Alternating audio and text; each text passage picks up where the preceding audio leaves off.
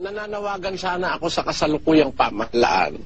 Pauwiin nyo naman ako sa Pilipinas. Miss ko na mga Pilipino. Please look into the cases that were filed against me by the Iglesia ni Manalo. Alam naman ang gobyerno nating nakaraan na yan haka-haka lang at mga imbento lang ng mga ministro para pasamain si Brother Soriano.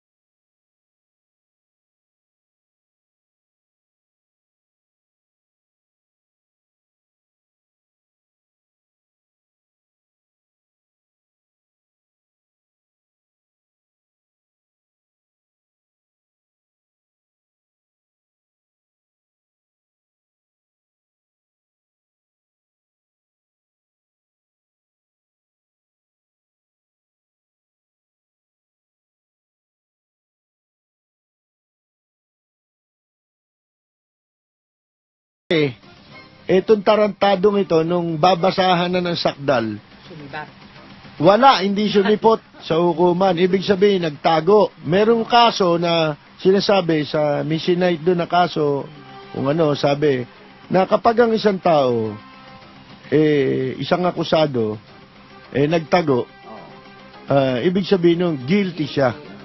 Guilty siya sa kaso. Sinite ng Court of Appeals yun. Pagkatapos, ano ba tawag nito? Yung pineke netong si Danny Navales. Ngayon, ang sabi, pineke nito, alam mo kung bakit? Natatandaan ko yan, sinulat ko rin yan Yung si Soriano, nagpipetition sa korte, nagpapail ng piyansa, magbabayad ng piyansa, kasi at large siya, di ba? Tumakbo nga siya nung siya i-arraign. Di ba? Babasahan ng sakdal. Tumakbo siya, hindi na siya nagpakita ron sa korte. Ang ginawa nila, after several months, ang ginawa, kumontak ng isang korap na pulis. Diyan sa Santa Mesa, station dyan. Station 8. Dyan. Siguro, miyembro nila yon. Miyembro siguro nilang luko-luko rin yung pulis na yon. Ang ginawa, pinalilitaw nitong pulis na custody nila doon sa kanilang Station 8, di ba? Sinesertipayan niya. Hindi, wala na si Manolo noon. Ito, miyembro niya sigurado ito. Ngayon, ang ginawa, kunyari, sertipayan mo na, gagong abogado mga nagturo dyan, di ba? Sinabi, sertipayan mo na, kunyari, under custody nyo na, na-capture nyo na. Sasabihin mo, palilitawin mo, hindi dapat kasi yung na-aresto na nagtatago sa batas, na may warrant of arrest, iyan, iharap mo sa husgado. Di ba? Hindi nila hinarap. Pinalilitaw ng gagong police, certification.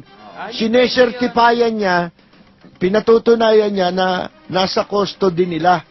Nameki sila ng mga dokumento. Ang may kagagawan, yung gagong Danny Navales, may kaso rin yun, illegal possession of firearm, kung di ako nagkakamali yung mga tarantadong yan, mga kaibigan. Ngayon,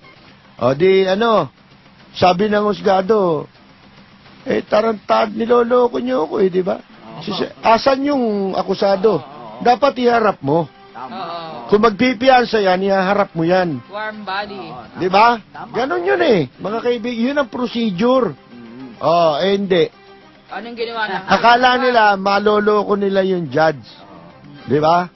Nung una yata pinayagan ng judge Kaya lang, natakot Di ba? Natakot dahil very controversial yung kaso ni Soriano na yun Mga tabloid, di ba? Di ba? Banner yan. Ngayon mga kaibigan, yun nga ang kinakatigan ng Korte Suprema. Maliwanag na talagang nag-fugitive ito. Guilty.